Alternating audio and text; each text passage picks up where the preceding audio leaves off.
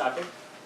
Vibrant Goa Global Expo and Summit is going to be held on 17th, 18th and 19th of October 2019 at the Dr. Shyama Prasad Mukherjee Stadium.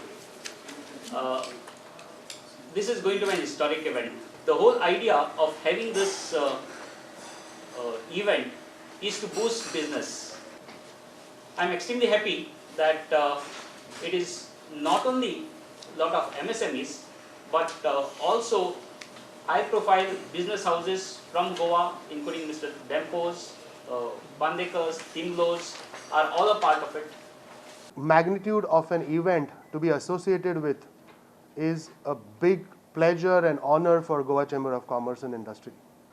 I think this is going to be the first time that we are going to have so many international delegates, international and national companies, small and big, coming to Goa to look out for business, to look out for purchasing our products, to look out for products which are not available with them.